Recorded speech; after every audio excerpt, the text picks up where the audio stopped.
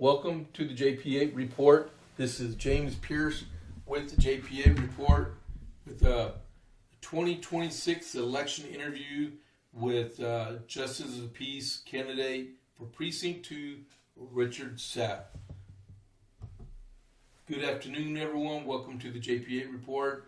Before we begin with Mr. Sapp, don't forget, please, if you're watching the JP8Report, please click that follow button so you become a follower of the JP8Report, and then you'll see a thumbs up button right next to it. That's our like button. Please click that, and don't forget to share the video out to help Mr. Sapp out with his campaign. And with that, Richard, welcome to the JP8Report. Thank you very much, James. Glad to be here. Hope you're having a good afternoon. So far, so good. All right. Well, thank you for coming by and just be for a few minutes. And before we get started, tell everyone a little bit about yourself.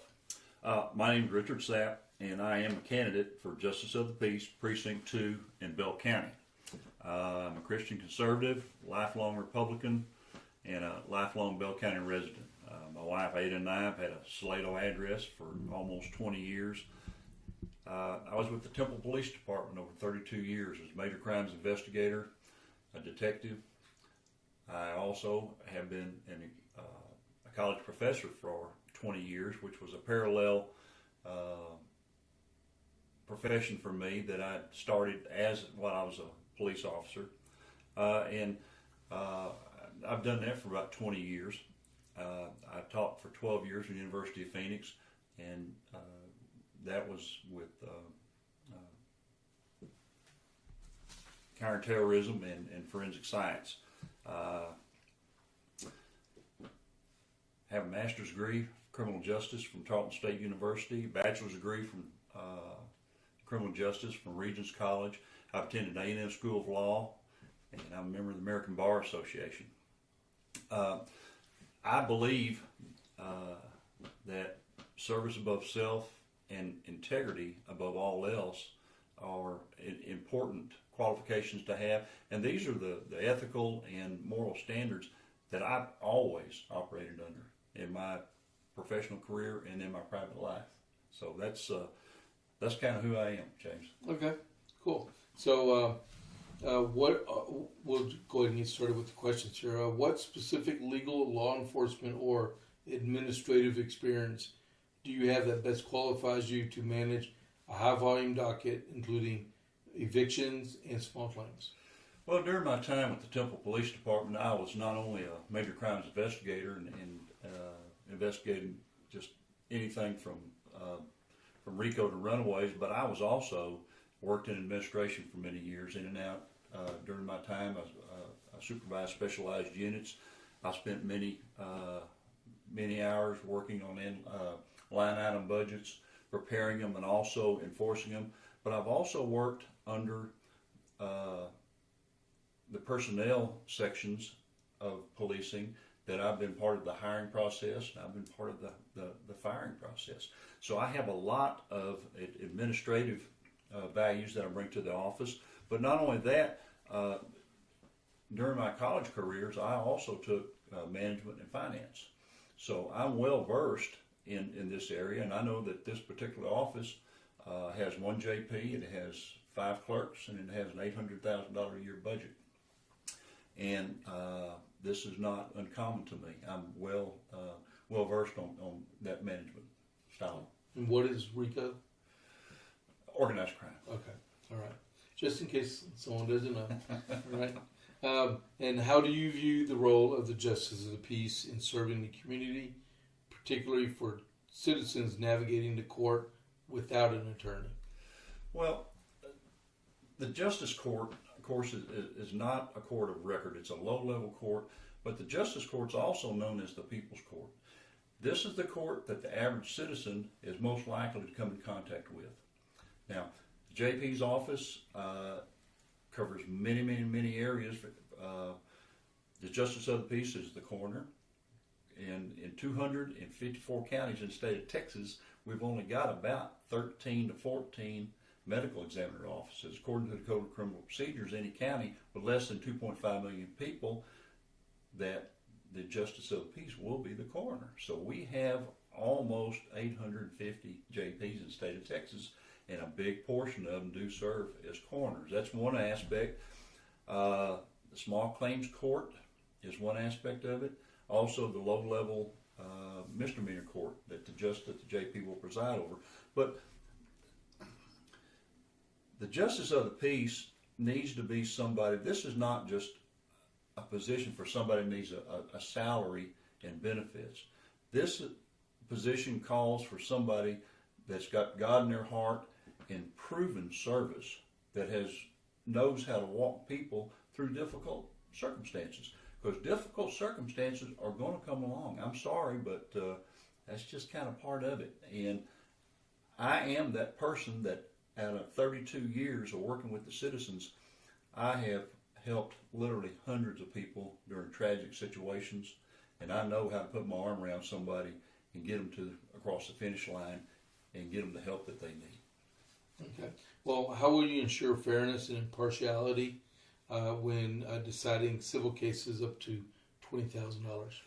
You follow the evidence. It did just jump a few years ago from 10,000 to did. 20,000. Yes. Well, the difference between a criminal case and a civil case is that a criminal case, the level of proof is guilt beyond a reasonable doubt. Civil case is 51%, which is a preponderance of the evidence. Okay. And it's in any type of case, you follow the evidence. It's very simple, and always be unbiased. And anytime that I think that there's going to be any type of bias whatsoever, I will be happy to recuse myself and let another justice take that case. But I pride myself on being a very fair, ethical person with the highest integrity, and if I feel that I can't make a fair decision, I will find somebody that can. Okay. Well, with the growing population of Bell County, landlord disputes, landlord-tenant disputes are increasing. What is your approach to handling these cases fairly to both parties?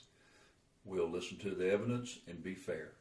We'll follow the regulations, and we'll do everything that we can within the letter of the law to be fair to both sides.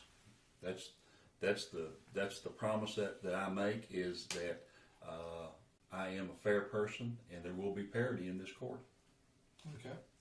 Well, what strategies would you implement to handle school truancy cases, balancing legal requirements with the need for student intervention? One of the subspecialties that I had as a Temple police officer was working youth crime. I spent 20 years in and out of working with the juvenile population, with the parents and the schools. I co-authored, now we no longer have a form of truancy law because that it has been taken off the books through the legislature and the governor's office, but for many years we did have a truancy ordinance in the city of Temple. I co-authored that. Plus, I also manage the enforcement of it. We work closely with the schools. Each school has a truancy, each school district has a truancy officer. Some have two, but in Salado, we probably just have one. Truancy is not a real big issue in Precinct 2. Holland and Salado are not, they don't deal with that problem, in great numbers. However, my plan is to work closely with the school districts and the truancy officers, and we will find some intervention and some techniques, if we need to be sure we keep these students in school. Is a school resource officer and a truancy officer the same thing? Yes. Okay. I didn't know. That was an honest question right there. Yes. I never needed them when I was in school. How do you approach the responsibility of issuing search arrest warrants, and setting bail in criminal cases? Well, these are all based on probable cause. Now, a person needs to understand what probable cause is. Probable cause, of course, is the facts and circumstances that would lead a reasonable person to believe that something has occurred.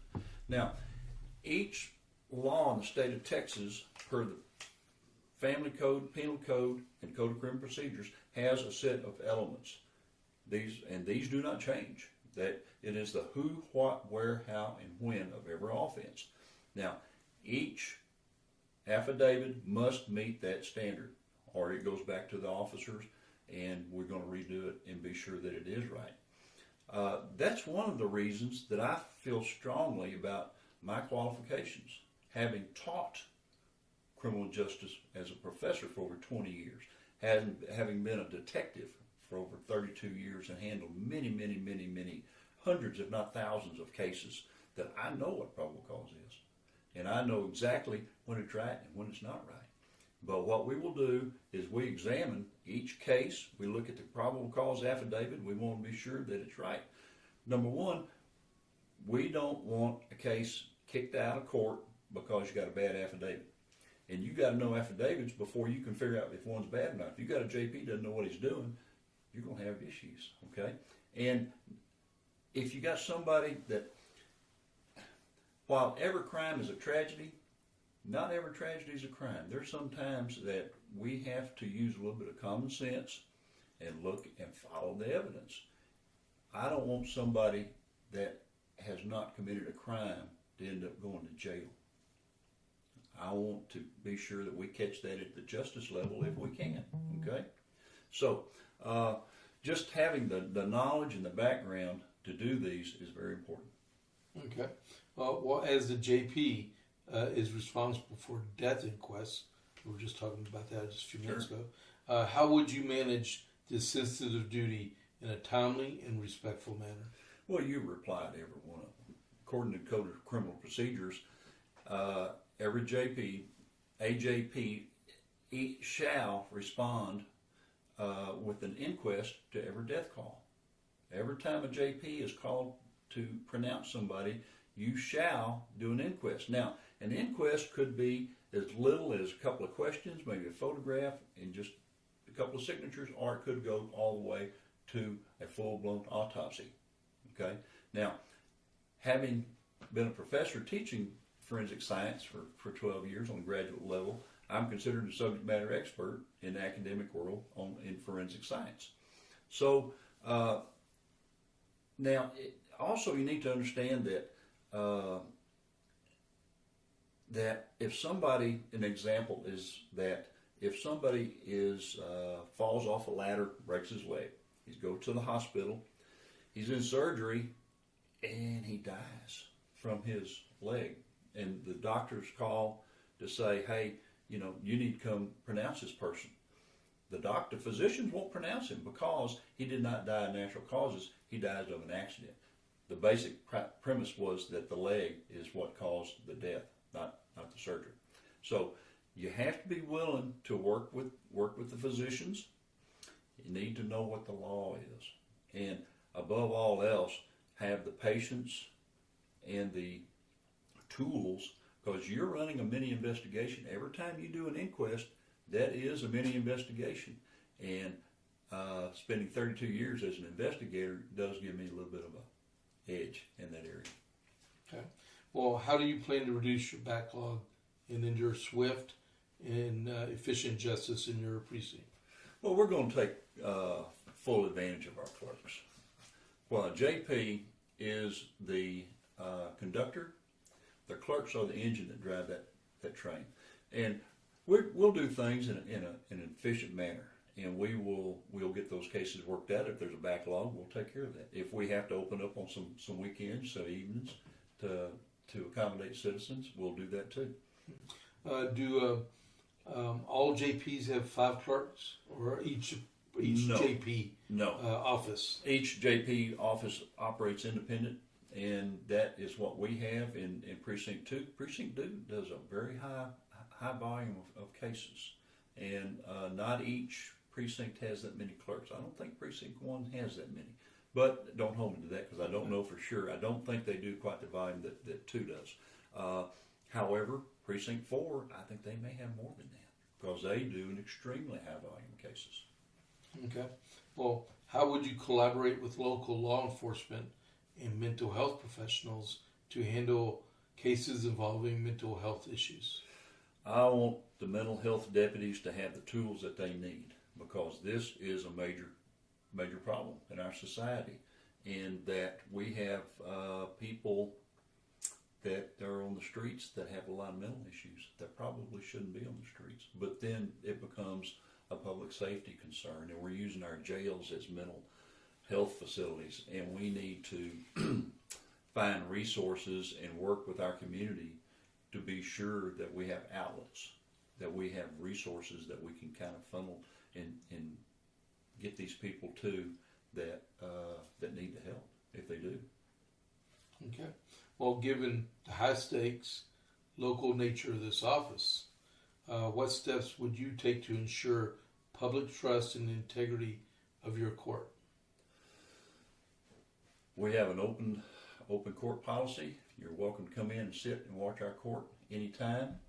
Now, because of certain safety protocols, we don't necessarily have an open door policy with the judge, and that also prevents.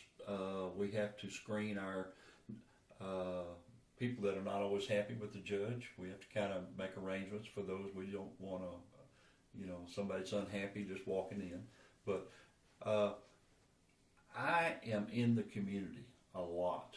I participate in this community. I've been part of this community for over 20 years. My wife and I, we live in the Salado, Precinct 2, Holland, a little bit of Bartlett community. We shop there, we worship there, and we're very active in nonprofits. We either volunteer, support, or we're members of over 25 nonprofits. We are always in the community, working with somebody, working with different organizations. I visit with several coffee groups every week, plus I'm in at least one Bible study and a couple of other Christian men's groups. I'm not hard to find, okay? I'm there, community, and the people know that they can approach me. And if there's something there that we need to address, contact me. We'll set up a meeting and we'll address it. Okay. Now, there's 4 candidates in your race, right? That is correct. So I don't know if there's a Democrat on the other side. No, sir. Okay, so this is like an opinionated one then. So if you are not the nominee, would you support the eventual one? Well, sure I would. Absolutely. I'm a lifelong Republican. When this is win, lose, or draw, I will still be a lifelong Republican. And absolutely, I'll be behind, if I am not the nominee, I'll be behind whoever the nominee is. Absolutely. Okay. I like that answer. And then, why does Richard Sapp want to be a justice of the peace?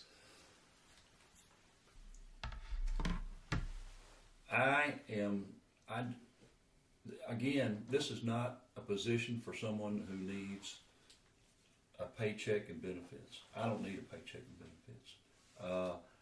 I want to serve. I want to serve in this capacity. I've worked my entire career, and this has been one of the goals I've had for a long time, is I want to serve in this capacity. That's the bottom line, is I want to serve. That's the reason I went to A&M School of Law, was to learn civil law, specifically to educate myself for this position. That's the only reason I went to A&M School of Law. And I care about this community a great deal, and I want to be sure that they've got the best possible justice of the peace that they can have, and I believe that's me. Okay. So, well, welcome. Thank you very much for the interview. Good luck on your campaign. Thank you very much. Okay. And then thank y'all very much for tuning in to the JP8 Report with Richard Sapp, Justice of the Peace candidate, Precinct 2. And then click that follow button and give us a like, and please share. All right. Thank you very much. This is James Pierce with the JP8 Report. I'll catch you on the flip side. I'm out.